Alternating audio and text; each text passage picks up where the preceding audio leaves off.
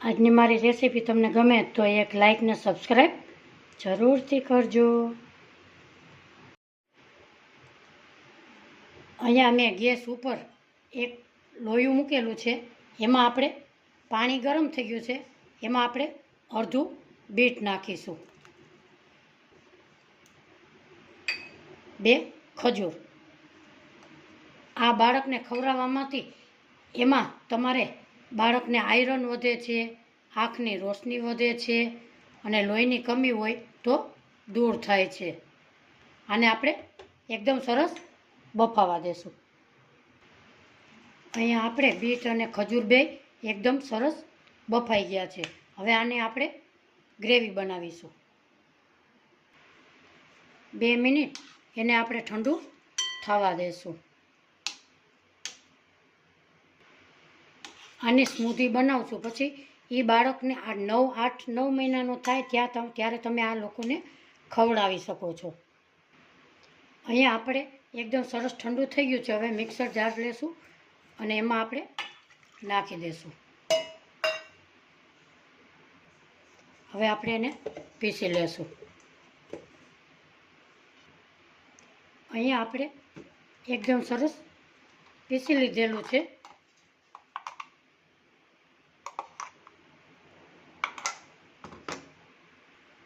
અહીંયા આપણે ગેસ ઉપર એક પેન મૂકીશું.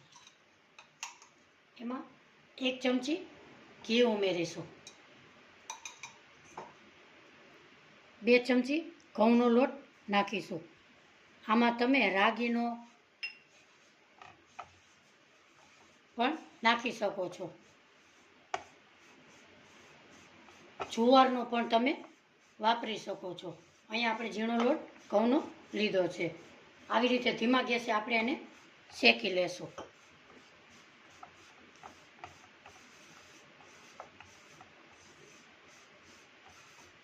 આપણો લોટ સરસ શેકાઈ ગયો છે. એમાં નાખીશું આપણે અડધો ગ્લાસ પાણી.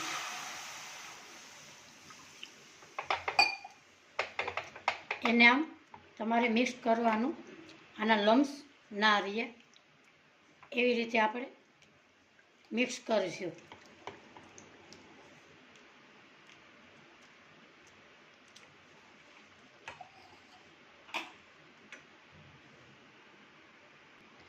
અહીંયા આપણે એકદમ સરસ મિક્સ થઈ ગયું છે.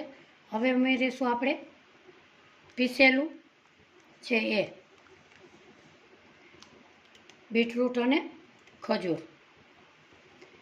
આ તમે ચોક્કસથી ટ્રાય કરજો. તમારા બાળકને ભાવશે પણ અને હેલ્ધી પણ છે. હવે આને આપણે 2 મિનિટ આવી રીતે ઉકળવા દેશું.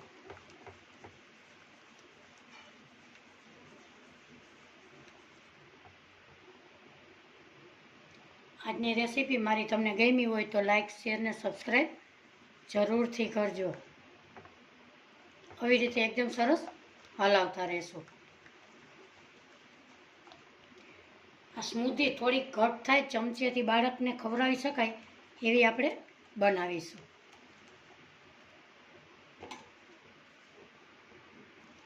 આપણે અહીંયા સ્મૂધી એકદમ સરસ ઘટ થઈ ગઈ છે. હવે આપણે ગેસની ફ્લેમ બંધ કરીશું.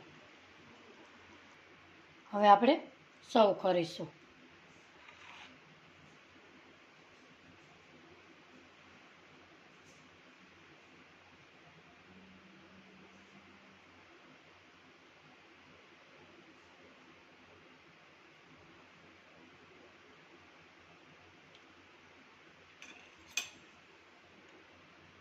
આજની રેસીપી મારી તમને ગમી હોય તો લાઈક કરજો, શેર કરજો, સબસ્ક્રાઈબ કરી બેલ આઇકનના બટનને જરૂરથી દબાવજો.